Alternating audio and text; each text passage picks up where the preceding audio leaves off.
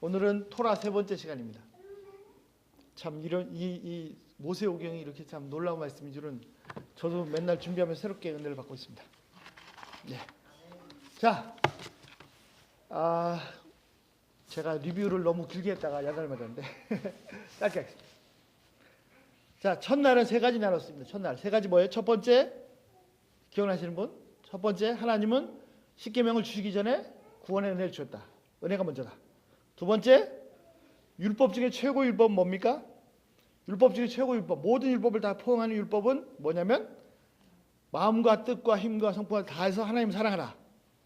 이거 진짜 율법이고 율법의 기초이고 율법의 완성이고 모든 율법을 포함한 것입니다. 세 번째, 그래서 하나님의 음성을 잘 듣고 하나님의 언약을 지켜라. 이 말씀은 하나님의 율법을 어기지 말라, 불순하라는 말씀이 아니고 하나님의 약속들을 잘 들어보고 책을 킵하듯이 잘 지켜라, 킵하라, 그런 뜻이었죠. 그래서 첫날이었습니다.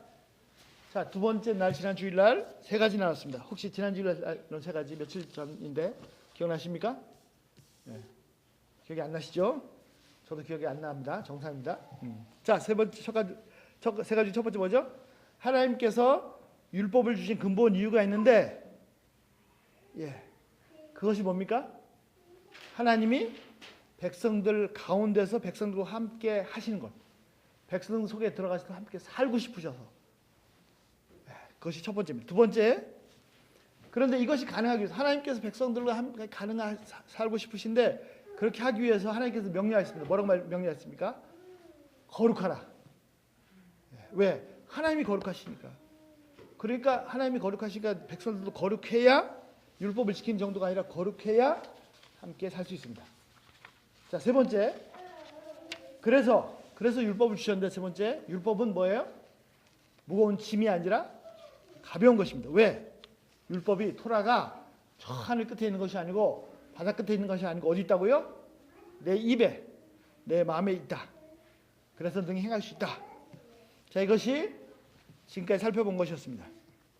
그러므로 율법은, 이 토라는 우리가 만왕의 왕이신 황제이신 하나님께 아뢰는, 하나님을 배우기 위해서 기본적으로 갖춰야 될 예복과도 같은 것입니다. 그래서 율법은 뭐다? 예복이다.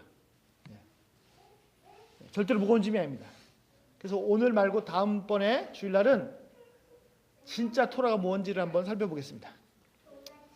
자, 하나님께서 하나님의 백성들을 택하셔서 그들을 구원하시고 그들에게 하나님의 언약을 주시고 율법을 주신 이유가 뭡니까? 아까도 말씀드린 것처럼 하나님께서 그들과 함께 사시기 위해서, 함께 지내시고 싶으셨기 때문입니다. 자, 하나님께서 우리 가운데 사시면서 우리와 사귀기를 원하십니다. 간절히 원하십니다. 하나님께서 딱 보시고, 여기가 바로 유다의 캠프네, 여기는 베냐민 캠프고 여기는 요셉 캠프네. 그럼 내가 요 옆에다가 내 캠프도 좀, 내 텐트 좀 쳐도 되겠니? 여기 정훈의 집이네, 여기 성목이네 집이네. 나도 여기 우리 집 하나 짓고 여기 같이 살아도 될까? 이것이 하나님의 의도입니다. 창세기, 출애굽기, 레위기, 민수기, 신명기, 모세오경, 토라는 하나님께서 사랑하신 하나님 백성들과 함께 지내셨던 기록입니다. 함께 살았던, 하나님과 하나님의 백성이 함께 살았던, 율법책이 아니고 토라는 함께 살았던 기록들입니다. 그래서 뭐예요? 허니문입니다. 허니문. 백성들은 계속 죄를 짓는데 하나님은 계속해서 그래도 포기하지 않으시고 은혜를 베푸십니다. 자, 구약의 두 번째 책, 첫 번째 책은 토라, 두 번째 책은 선지서. 선지서는 이 사랑의 권태기, 사랑의 실패기라고 할 수 있습니다. 결국 백성들이 자신들을 그토록 사랑했던 하나님을 버렸습니다. 그 첫 번째 책이 사사기입니다. 계속해서 하나님 버립니다. 그리고 마침내 도저히 안 되셔서 하나님께서 직접 이 땅에 오셨습니다. 그분이 바로 예수님이십니다. 그 사랑이 육신을 입고 직접 이 땅에 오셔서 당신의 백성들을 완벽하게 회복시키십니다. 그래서 완벽하게 회복시키신, 그 사랑을 회복시키신 것이 바로 신약입니다. 성경은 하나님께서 계속 그 백성들을 찾으시는 기록입니다. 아담 이후로 계속해서 함께 하시고 싶어서 계속해서 그 백성들을 찾으시는 기록입니다. 사랑의 로맨스입니다. 토라는 하나님께서 그 백성들에게 쓰신 사랑의 러브레터입니다. 연애 편지입니다. 자, 토라가 뭐라고요? 러브레터. 나한테 쓰신 러브레터입니다. 자, 신명기 7장 오늘 말씀 보시겠습니다. 오늘 말씀에 보시면 하나님께서 이 백성을 택하셔서 엄청나게 큰 은혜를 베푸신 이유가 잘 나타나 있습니다. 6절 보실까요? 너는 여호와 내 하나님 여호와의 성민이라 거룩한 백성이라. 내 하나님 여호와께서 지상 만민 중에서 너를 자기 기업의 백성으로 삼으셨나니 하나님께서 택하신 거룩한 하나님의 백성이요 또한 하나님께서 뽑으셔서 특별히 하나님의 소유로 삼으신 하나님의 백성입니다. 7절. 자, 여호와께서 너희를 기뻐하시고 너희를 택하심은 여기 매우 중요한 말씀이 있습니다. 뭐라고요? 하나님께서 그들을 기뻐하셨다고요. 하나님께서 그들을 보셨을 때 너무 좋으셨다고요. 예? 안나를 봤을 때, 유닛을 봤을 때 너무 이쁘고 좋잖아요. 자, 근데 이 말씀을 오해하시면 안 됩니다. 하나님께서 그들을 기뻐하셨다는 뜻은 그들이 하나님의 말씀을 잘 듣고 순종해서 그래서 이뻐서 기뻐하실 뜻이 아닙니다. 그들이 말을 잘 들어서 이뻐서 기뻐하실 뜻이 아니고 그냥 보시고 기뻐하신 것입니다. 마치 내가 낳은 자식이기 때문에 심지어 미운 짓을 해도 이쁜 것처럼 그냥 하나님이 그 백성들을 기뻐하셨습니다. 자, 하나님께서 그들을 기뻐하시고 택하신 이유가 뭡니까? 너희가 다른 민족보다 수요가 많기 때문이 아니니라. 너희는 오히려 모든 민족 중에서 적으니라. 그렇습니다. 하나님께서 그들을 택하신 이유는 그들의 숫자가 엄청나게 많은 큰 민족이기 때문이 아닙니다. 단순히 인구만 얘기가 아니라 다른 군사력도 그렇고 경제력도 그렇고 모든 면에서 그들은 강대한 민족이 아닙니다. 오히려 가난한 민족입니다. 광야에서 아무것도 없어요. 좀 심하게 얘기하면 거지. 예. 자, 그래서 그들을 택하실 만한 특별한 뛰어난 점이 있기 때문에 택하신 것이 아닙니다. 오히려 작은 민족입니다. 그러면 도대체 택하신 이유가 뭡니까? 8절. 여호와께서 다만 너희를 사랑하심으로 말미암아. 저는 이 모세오경을 준비하면서 모세오경 속에 사랑이라는 단어가 이렇게 많은 줄 처음 알았어요. 예. 자, 하나님께서 그 백성을 택하신 이유가 첫 번째 이유가 뭡니까? 사랑하시기 때문입니다. 예. 그 이유는 하나님께서 일방적으로 그 백성들을 사랑하기 때문입니다. 참고로 신명기 7장 13절, 10장 15절 살펴보시기 바랍니다. 자, 이건 매우 중요합니다. 내가 잘나서 선택된 것이 아닙니다. 하나님께서 못난 이 백성도 무조건 사랑하시기 때문에 택하신 것입니다. 하나님께서 못난 나도 무조건 사랑하시기 때문에 택하신 것입니다. 그 다음은요, 두 번째 이유가 납니다. 또, 여기 우리말로는 또는이라고 되어 있는데 또는 or잖아요. 아니, 잘못 번역다. 또 그냥 또 and 너희 조상들의 행하신 맹세를 지키라 하심으로 말미암아. 그렇습니다. 사랑하셔서 그래서 그들의 조상 아브라함과 이삭과 야곱에게 하셨던 그 맹세를 약속을 지키시기 위해서 그들을 기뻐하시고 택하시고 하나님의 백성들을 삼으셨습니다. 하나님은 지금도 우리에게 하신 약속들을 하나도 떨어지지 않고 다 지키십니다. 그 다음 이로 말미암아 어떤 구체적인 결과가 생겼습니까? 자기 권능의 손으로 너희를 인도하여 내시되 너희를 그 종되었던 집에서 애굽 왕의 바로의 손에서 구출하여 내셨느니. 그렇습니다. 가장 근본적인 동기는 바로 사랑하십니다. 그 백성들을 사랑하시기 때문에 구원하신 것입니다. 사랑하시기 때문에 함께 하시고 싶으신 겁니다. 그래서 그들 거룩할 필요가 있었습니다. 그래서 토라를 주신 겁니다. 토라는 거룩하신 하나님을 배웠기 위한 예복입니다. 자, 그런데 이렇게 사랑하셨는데 충격적인 사건이 출애굽기 32장에서 터졌습니다. 자, 겉으로 드러나는 사건은 뭐냐면 그 백성들이 황금 송아지를 만들고 말도 못하고 움직이지도 못하는 황금 송아지를 신이라고 섬긴, 하나님이라고 섬긴 사건입니다. 우상을 만들지 말라고 하신 두 번째 계명을 어긴 것입니다. 그러나 실제로는 계명을 어긴 정도가 아니고 하나님을 버린 것입니다. 그토록 사랑했는데 그래서 너무너무나 함께하고 싶어 하셨는데 이들은 하나님을 버렸습니다. 그들을 이집트에서 엄청난 권능으로 구원하셨습니다. 그리고 하나님의 산 호렙산까지 인도하셨습니다. 그들과 함께 하시고 싶으셔서 그래서 그들을 위해서 율법을 토라를 준비하고 계셨습니다. 산 위에서 모세에게. 그런데 이들은 다른 사람을 때리거나 무슨 미워하거나 이런 범죄를 한 것이 아니고 자신들을 그토록 사랑하신 하나님을 버렸습니다. 그 사랑을 외면하고 등을 돌렸습니다. 여러분, 내가 사랑했는데 그 사랑이 버림받았을 때 그 아픔을 아십니까? 사랑하지 않았다면 전혀 아파하실 이유. 그러나 사랑했기 때문에 아프신 것입니다. 모세가 분노했습니다. 그는 지상에서 가장 온유한 사람이었지만 이 사건에 대해서 엄청나게 분노했습니다. 그래서 내려오자마자 하나님께 친히 써주신 언약 돌판을 집어 던져 깨버렸습니다. 그리고 죄를 지은 악한들을 그 자리에서 3,000명을 죽였습니다. 그리고 모세가 하나님께 나가서 이 백성들을 위해서 기도합니다. 그래서 하나님께서는 다행히 이 백성들을 진멸하지 않으셨습니다. 자, 출애굽기 3장입니다. 여호와께서 모세에게 이르시되 너는 내가 애굽 땅에서 인도해낸 내 백성과 함께 여기를 떠나서 내가 아브라함과 이삭과 야곱에게 맹세하여 내 자손에게 주리라 한 그 땅으로 가라. 자, 하나님께서 엄청난 사랑의 상처를 받으셨는데도 불구하고 오케이, 내가 너에게 약속한 것은 이루어 주겠다 하십니다. 그래서 어떻게 하죠? 2절 내가 사자를 너보다 앞서 보내어 가나안 사람과 아모리 사람과 헷 사람과 브릿 사람과 히윗 사람과 여부 사람을 쫓아내고, 이게 33장 같은데 출애굽기 33장. 자, 그다음 3절 여기가 중요합니다. 너희를 적과 꿀이 흐르는 땅으로 인도하게 하려니와. 자, 뭐라고요? 하나님께서 말씀하십니다. 그 땅을 약속한 대로 주겠다. 그래서 어떻게 해요? 하나님의 사자를, 하나님의 천사를 너희보다 앞서 보내서 그 7 민족을 다 쫓아내고 그 땅에 도착하게 하겠지만, 그 다음에 중요합니다. 나는 너희와 함께 올라가지 아니하리니. 뭐라고 말씀하셨습니까? 하나님께서 그 약속을 반드시 이루시기 위해서 하나님의 사자를 천사를 앞서 보내서 가나안 땅을 정복하게 하십니다. 그런데 매우 중요한 것, 나는, 즉 하나님께서는 너희와 함께 가지 않겠다라고 말씀하십니다. 그 이유가 무엇입니까? 너희는 목이 곧은 백성인즉 내가 길에서 너희를 진멸할까 염려함이라 하시니. 그렇습니다. 그들은 목이 뻣뻣한, 목이 곧은 백성입니다. 그래서 죄를 많이 짓습니다. 목이 곧은 백성, 그래서 교만하고 대적하고 말을 안 듣습니다. 그래서 계속 죄를 짓습니다. 그러니까 그렇게 하다 보니까 결국 거룩하신 하나님의 심판을, 그 멸망을 당할 수밖에 없습니다.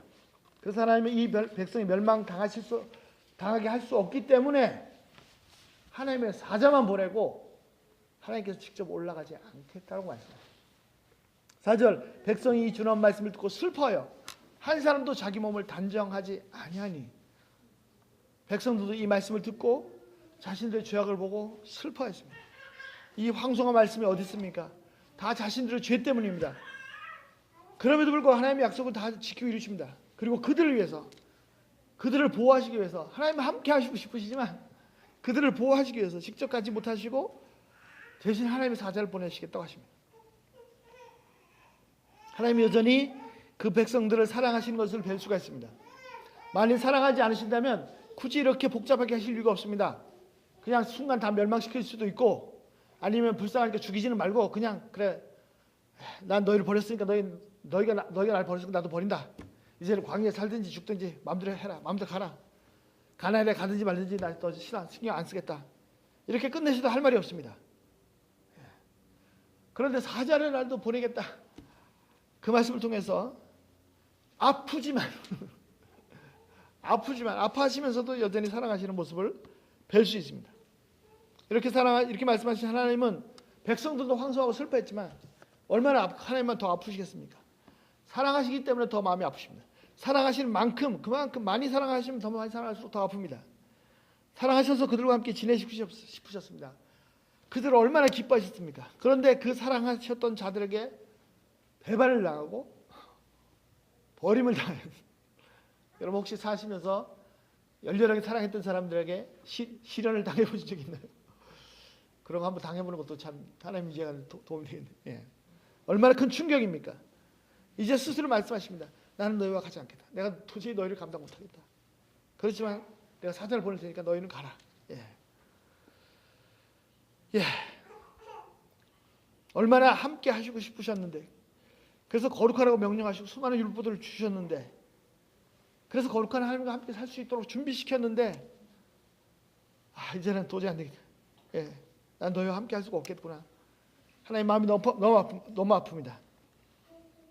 그러나 이렇게 끝나지 않았습니다. 감사한 것은 백성들이 겸손히 하게 회개하고 모세가 또다시 산에 올라가 40일 동안 금식하면서 기도하고 간절히 기도했을 때 결국 하나님께서 그 뜻을 돌이켜 주십니다. 33장 14절 여호와께서 이르시되 모세 그 간구를 40주야의 간구를 드시고 하나님께서 말씀하십니다. 내가 친히 가리라. 내가 너를 쉬게 하리라. 야, 얼마나 감사하세요. 네. 하나님은요 한 번도 나를 버리지 않습니다. 한 번도 절대로 날 떠나지 않으십니다. 자, 내가 친히 가리라. 모세도 감사하고 백성들도 잘 되었다가 안심했겠지만 아마 하나님께서도 속으로 다행이다 싶으셨을 것입니다. 진짜로 하나님은 백성들과 함께 하시길 간절히 원하십니다. 그만큼 사랑하시기 때문이다. 자, 계속 살펴본 것처럼 그래서 토라를 주셨습니다. 자, 지난 시간에 토라의 내용을 구체적으로 여러 가지 살펴봤는데 오늘은 그 중에 한 가지만 네 번째 계명 안식일에 대해서 조금 더 상세히 살펴보겠습니다. 자, 토라의 네 번째 계명은 안식일입니다. 출애굽기 20장 8절 안식일을 기억하여 거룩하게 지켜라. 9절 여섯 동안 힘써 내 모든 일을 행할 것이나 일곱째 날은 내 하나님 여호와의 안식일인즉 너나 내 아들이나 내 딸이나 내 남종이나 내 여종이나 내 가축이나 내 문 안에 객이라도 아무 일도 하지 말라. 11절 이는 엿새 동안 나 하나님 여호와가 하늘과 땅과 바다와 그 모든 가운데 모든 것을 만들고 일곱째 날에 쉬었음이니라. 그러므로 나 여호와가 안식일을 복되게 하여 그 날을 거룩하게 하였느니라. 자, 안식일을 쉬어라라고 말씀하십니다. 지난 시간에 말씀드렸죠? 이것이 율법입니까? 아니죠. 쉬라니까요. 그냥 쉬는 거. 예. 자, 그런데 안식일을 지키기 위해서 많은 규정들을 만들었습니다. 자, 쉬는 것이 뭐냐? 그럼 반대로 일하는 것은 노동은 뭐냐? 자, 어떻게 하는 것이 노동이고 어떻게 하는 것이 쉬는 것이냐? 예를 들면 많이 말씀 나누는데요. 안식일에 친구를 만나러 가는데 그래서 여행을 하는데 여행을 할 수 있느냐? 이 여행을 하는 것이 노동이냐? 쉬는 거냐? 예. 여행을 할 수 있겠죠?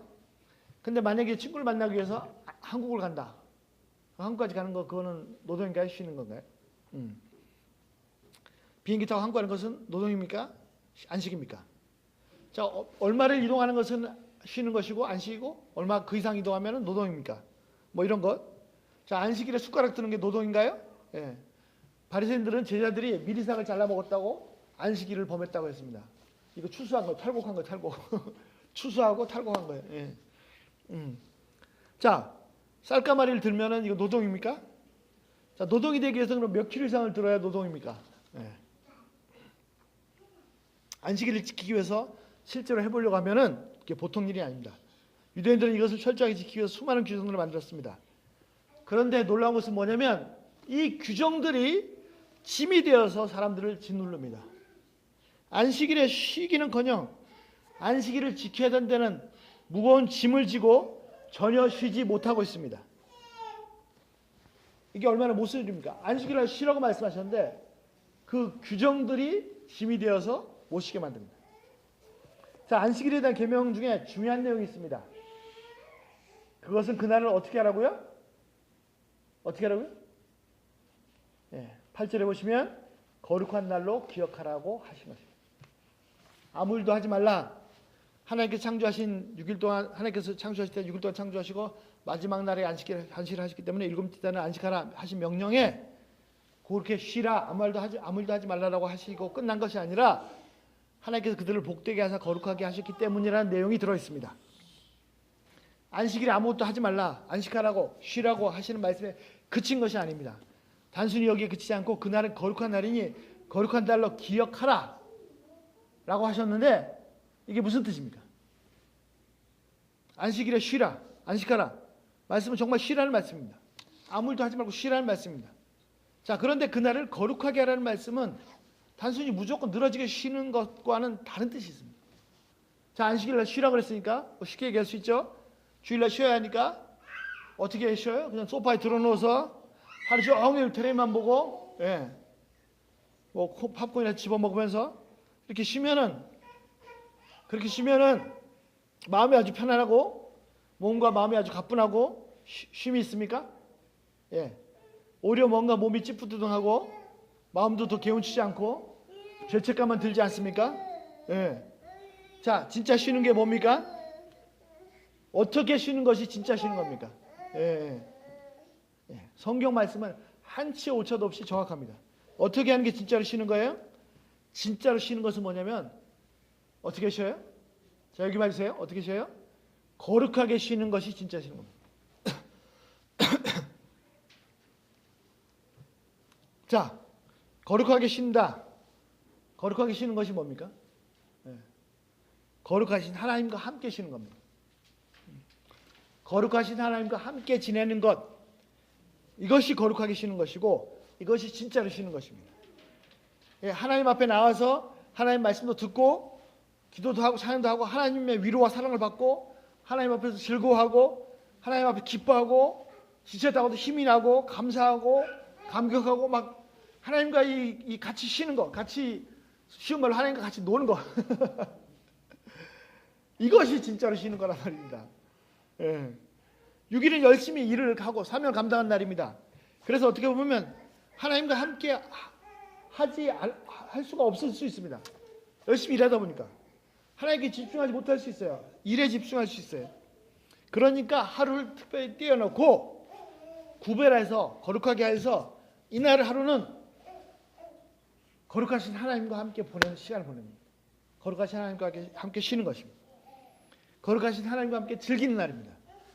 거룩하신 하나님과 함께 노는 날입니다. 그냥 쉬는 것은 전혀 의미가 없습니다.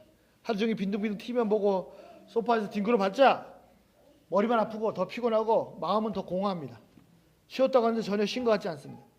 진짜 쉬는 것은 진짜 노는 진짜 그냥 진짜 쉬는 것, 진짜 노는 거 아닙니다. 안식하는 것 아닙니다. 더더군다나 그날을 구별하여 거룩하게 기념하는 것도 아닙니다. 하나님 앞에서 말씀을 듣고 하나님과 교제하고 하나님을 사귀고 기뻐하고 하나님을 맛보고 하나님의 은혜를 경험하고 이것이 진짜로 쉬는 것입니다. 그러므로 하나님과 함께 시간을 보낸 사람은 마지막 날 안식, 7일째 안식할 뿐 아니라 첫날 안식할 뿐 아니라 심지어는 일주일 내내 안식할 수 있습니다. 자, 일주일 내내 안식한다는 말이 무슨 말이에요? 우리 미경자님 애기들 보시느라고 수고 많으시는데 하루 종일 애들하고 보내면 지치고 힘들 수 있습니다. 물론 이게 쉬운 일이 아니에요. 근데 그 과정 속에서 아이들을 감당하면서 아이들을 위해서 희생하면서 나를 감당해 주신 하나님 또 나를 위해서 희생하시되 그냥 희생하신 정도가 아니라 생명까지 주신 예수님을 만날 수가 있습니다. 그러면 그것이 엄청나게 은혜가 임하고 사랑이 임하고 감사하고 감격하고 내 영혼과 육체가 오히려 더 프레시하게 되고 충전이 되고 심지어는 아기들을 향한 사랑이 더욱더 샘솟습니다.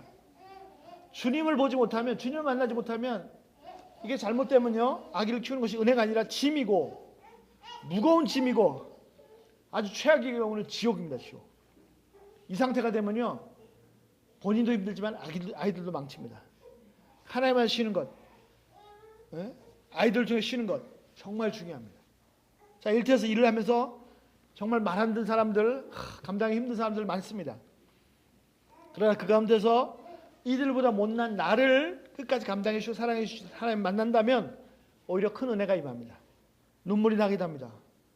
오히려 이들도 끝까지 감당할 수, 그래 이들도 끝까지 감당해야 되겠다. 그런 사랑이 생깁니다. 그래서 사랑해주면 그들도 행복해지고 그들이 행복해지면 손님도 행복하고 수입도 늘어납니다. 모든 일들은 그 가운데 사람들이 서로서 연결되어 있습니다. 공부하는 것도 나는 혼자 공부하면 된다가 아니라 교수들, 다른 친구들 다 연결되어 있습니다. 그리고 사람과 나의 연결고리가 때로는 힘들고 지치게 만들기도 하지만 그 고리들이 내가 하나님을 발견할 수 있는 하나님과 나와의 진짜 연결고리가 될 수도 있습니다. 그렇게 해서 하나님과 만나게 되면 일터 가운데서 학교 가운데서 또 아이들 집 가정에서 진짜 놀라운 하나님의 은혜를 경험하고 하나님의 안식을 경험할 수 있습니다. 평안과 자유와 기쁨을 누릴 수 있습니다. 구별된 안식일, 진짜 하나님과 함께 노는 날입니다. 쉬는 날입니다. 그러나 나머지 6일도 사명 가운데서 일 속에서 쉼을 얻을 수 있습니다. 자 주일에 예배에 빠지면 안 되는데 근데 어떤 때는 꼭 가야 되나 막 힘들어요. 주일 예배가 짐이 된 적이 있으시죠? 주일 예배가 하나님과 빛 가운데 교제 가운데서 하나님을 찬양하고 힘을 얻고 안식을 얻어야 되는 예배가 되는데 오히려 짐이 된 적이 있으시죠? 꼭 주일 예배 드려야 되는지 좀 안 드리고 빠지면 안 되는지 자 이런 거 저런 거 고민이 되시면 그런 거 고민하지 마세요. 그런 거 가지고 고민하지 마시고 중요한 포인트 뭐죠? 주일 예배가 짐이 되면 하나님과 나와의 교제가 살아있는지 그 부분을 다시 점검해 보시기 바랍니다. 아니면 하나님과 나와의 교제가 단절된 지 너무 오래된 것은 아닌지 확인해 봐야 됩니다. 억지로 짐으로 눌려서 드리는 예배는 참된 예배가 아닙니다. 하나님은 억지로 드리는 예배를 기쁨으로 받을 수가 없습니다. 사람들이 지고 있는 짐들은 다 무겁지만 가장 무거운 짐은 뭡니까? 율법의 짐입니다. 율법의 짐. 그것도 하나님 앞에서 그 율법의 짐을 지고 잔다면 견딜 수 있는 사람이 없습니다. 그러나 수많은 사람들이 무거운 짐을 지고 신음하고 있습니다. 하나님 뭐라고 하셨습니까? 거룩하게 쉬어라. 그날도 거룩하게 구별해서 쉬어라. 자, 이 말씀 생각나시는 말씀 없으세요? 예수님께서도 모든 사람을 다 부르셨습니다. 뭐라고요? 내게로 와서 쉬어라. 무거운 짐진 자들아 다 내게로 와서 쉬어라. 어떻게 쉴 수 있습니까? 예수님께로 가면 쉴 수 있습니다. 예. 거룩하신 하나님을 만나야 쉴 수 있습니다. 예. 쉬는 것은 그냥 혼자 막 늘어지는 것이 쉬는 것이 아니에요. 진짜 쉬는 것은 하나님께 가는 거예요. 예수님께 갈 때 예수님이 우리의 짐을 다 덜어주시고, 예수님이 우리의 짐을 다 대신 져주십니다. 그래서 내가 쉴 수 있게 해놓으십니다. 그런데 아직도 스스로 짐을 내려지 못하는 사람들이 많이 있습니다. 오히려 짐을 점점점 무겁게 지고 있는 사람들이 있습니다. 이것도 해야 되고 저것도 해야 되는데 이거 하면 안 되는데 막 계속 심지어는 자기도 못 지는 짐을 다른 사람에게 막 지웁니다. 남편은 아내에게, 아내는 남편에게, 부모는 자식들에게, 자식은 부모에게, 사람들 서로 막 상사는 부하에게, 심지어 목사는 성도들에게 짐을 누가 이렇게 했습니까? 바리새인들이 그렇게 했습니다. 예수님 어떻게 하셨어요? 예수님 우리에게 짐을 지우신 것이 아니라 내 무거운 짐을 다 져주셨습니다. 토라는, 이 성경책은, 토라 모세오경은 우리에게 짐을 지우는 율법책이 아닙니다. 우리의 짐을 다 덜어주는 책입니다. 성경은, 그 말씀은 사람에게 무거운 짐을 지우는 책이 경전이 아닙니다. 내 짐을 다 가져가 버리는 책입니다. 그래서 야고보 사도가 뭐라 그랬습니까? 야고보 사도 1장 25절. 자유롭게 하는 온전한 율법. 참, 이 놀라운 표현이죠. 율법인데 바리새인들이 얘기했던, 완전히 억눌렀던, 짐으로 눌렀던 그 율법이 아니고 자유롭게 하는 퍼펙트한 율법이다. 자, 일을 할 때도요, 가장 일 잘하는 사람은 어떤 사람인 줄 아세요? 가장 일을 잘하는 사람은 어떤 사람이냐면 그 일을 즐기는 사람입니다. 자, 공자님이 말씀하셨어요. 오늘 설교 시간에 공자님이니까 노노옹야 편에서 공자님이 말씀하셨습니다. 머리가 좋은 사람은 노력하는 자를 이길 수 없고, 노력하는 자는 즐기는 자를 이길 수 없다. Understand? 예수님 안에서 가장 잘 쉬는 것, 그것이 일을 가장 잘하는 비결입니다. 천재가 책상 앞에 앉아 있기만 하면 책이나 연구를 통해 지식을 얻을 수 있습니다. 열심히 많이 책고 많은 지식을 얻을 수 있습니다. 그러나 영감은 얻을 수 없습니다. 영감은 언제 얻을 수 있습니까? 쉴 때, 산책할 때, 하나님과 함께 할 때, 하나님과 놀 때, 뿅, 영감이. 그래서 위대한 천재들은 하나님과 잘 쉰, 이게 막 똑똑한, 지식이 많은 사람은 제한돼 있어요. 그 한계를 못 넘어가요. 위로부터 영감은 하나님과 엔조이한 사람. 자, 그런데 왜 토라가 이게 무거운 짐이 되었습니까? 왜 토라가 연애 편지가 아니고 나와 함께 하시는, 그토록 날 사랑하시는 하나님의 연애 편지가 아니고 율법이 되었습니까? 신명기에 중요한 말씀들이 있습니다. 신명기 5장 10절. 나를 사랑하고 내 계명을 지키는 자에게는 천대까지 은혜를 베푸시라. 자, 어떻게 해요? 나의 계명을 지키는 자에게는 천대까지 은혜를 베푸시라 했는데 그 앞에 또 하나가 있습니다. 나를 사랑하고 나의 계명을 지키는 자. 똑같은 말씀이 출애굽기 20장 6절에 있습니다. 즉 십계명 안에 있는 말씀이에요. 십계명 안에 세 번째 계명에 이 말씀이 있어요. 나를 사랑하고 내 계명을 지키는 자에게는 천대까지. 그래서 지금 주목하고자 하는 건 뭐냐면 계명을 지키는데 어떻게? 하나님을 사랑하고 하나님 계명을 지키는 거예요. 자, 계명은 토라를 어떻게 지키는 겁니까? 하나님을 사랑하기 때문에, 그래서 지키는 것입니다. 자, 오늘 말씀 7장 9절 뭐라고 되어 있습니까? 7장 9절. 그를 사랑하고 그의 계명을 지키는 자에게는 천대까지 그 언약을 이행하시며 인자를 베푸시래요. 하나님의 계명을 지키는데 어떻게 해요? 하나님을 사랑하고 계명을 지키는. 10장 2절, 신명기 10장 2절. 이스라엘아, 내 하나님 여호와께서 내게 요구하신 것은 무엇이냐? 곧 내 하나님 여호와를 경외하며 그의 모든 대를 행하고 그를 사랑하며 마음을 다하고 뜻을 다해 내 하나님 여호와를 섬기고 내가 오늘 내 행복을 위하여 내게 명하는. 하나님의 계명을 명하신데 왜 명하세요? 너희들의 행복을 위해서. 여호와의 계명과 명령과 규례를 지킬 것이 아니냐. 자, 율법을 어떻게 지킨다고요? 하나님을 경외하고 하나님을 사랑하고 마음과 뜻을 다해 하나님을 섬기고 그래서 지키는 것입니다. 그냥 이거 없이 지키는 것이 아니라 결국 그 목적도 자신들의 행복을 위해서입니다. 이 내용이 11장 1절, 13절, 20절 계속해서 반복됩니다. 자, 율법을 지키라고 계속해서 나옵니다. 계속해서 나오는데 지금 몇 구절 살펴본 것처럼 이 몇 구절들에는 빠지지 않고 따라오는 단어들이 있는데 뭐냐면 하나님을 사랑하고 하나님의 계명을 지켜라. 그러므로 정리하면 이렇습니다. 하나님의 계명을 지켜라는 말씀의 원래 핵심 뜻은 하나님을 사랑하고 지켜라는 것입니다. 그렇습니다. 율법을 지키는데 하나님을 사랑함으로 지키라는 것입니다. 하나님을 사랑합니다. 그것을 최선을 다해서 나의 모든 것을 다해서 모든 것을 다 드려서 하나님을 사랑합니다. 그래서 그분의 율법을 기쁨으로 순종합니다. 이것이 율법을 지키는 것입니다. 그래서 지난 시간에 살펴본 것처럼 최고 율법이 뭡니까? 신명기 6장 9절 너는 마음을 다하고 뜻을 다하고 힘을 다해 내 여호와 하나님 여호와를 사랑하라. 모든 것을 다해서 하나님을 사랑하는 것, 이것이 최고 율법이요 율법의 기초예요. 율법의 완성입니다. 문제는 율법을 지키는데 사랑이 없이 지킨다. 사랑이 없이 지키면 그때부터 율법이 뭐가 됩니까? 짐이 됩니다. 사랑이 없이 지키면 율법이 짐이 됩니다. 무거운 짐이 됩니다. 그래서 뭐 어떻게 몇 마일 가는 것은 쉬는 것이고 몇 마일 이상 가면 짐이 됩니다.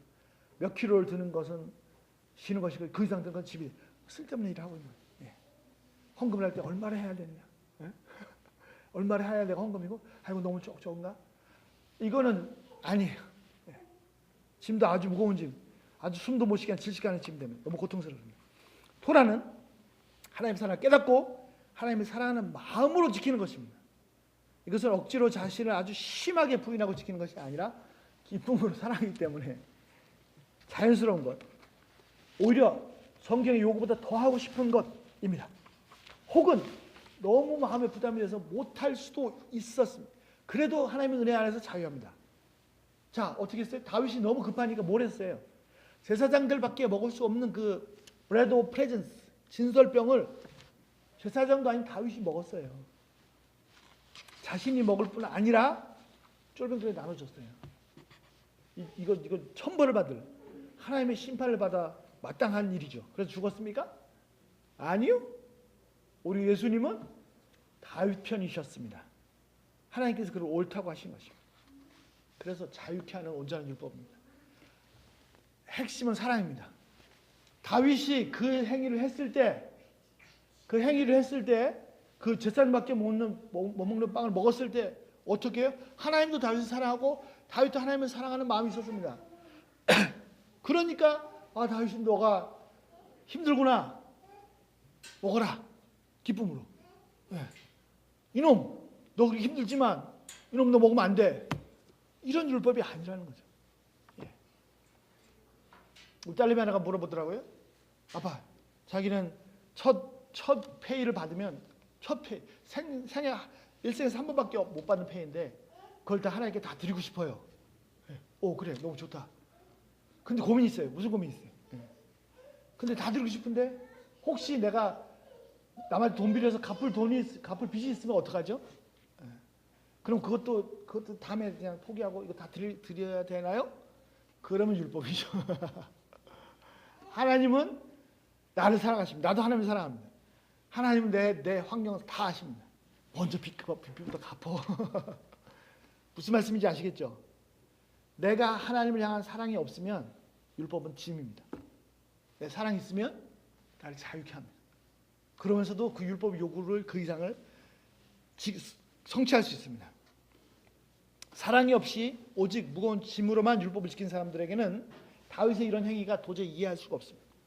그러니까 메시아를 십자가에 못 박았습니다. 더 무서운 것은 이런 사람들이 자신들은 이 짐을 잘 지는 척하면서 전혀 안 지고 다른 사람에게 잔뜩 짐만 지우는 사람이 되기 쉽다는 것입니다. 바리새인이 되는 거죠. 자신도 천국에 들어가지 못할 뿐 아니라 다른 사람도 못 들어가게 가로막는 사람들입니다. 자, 그래서 어떻게 토라는 어떻게 지키는 겁니까? 어떻게 지키는 거예요? 사랑함으로 지키는 겁니다. 하나님의 사랑함으로. 사랑이 없이 지키는 것은 도저히 감당할 수 없는 짐, 나를 죽이는 짐입니다. 비참한 것은 그렇게 열심히 지켜도 껍데기일 뿐입니다. 지키는 것만, 지키라고 한 것만 다 지켰다. 나는 뭐 살면서 도둑질한 적도 없고 거짓말한 적도 없다. 혼자 끝. 예. 진짜 껍데기, 형식일 뿐입니다. 사랑으로 지키는 것은 기쁨이요 축복이요 오히려 그분께 대한 사랑 고백이요. 사랑 고백이요. 하나님 내가 이렇게 당신 사랑합니다. 연애 편지입니다. 이것이 진짜로 토라를 지키는 것입니다. 자, 다음번에 우리 주일날은 진짜 토라가 있는데 토라가 뭔지 한번 살펴보겠습니다. 우리 기도하겠습니다.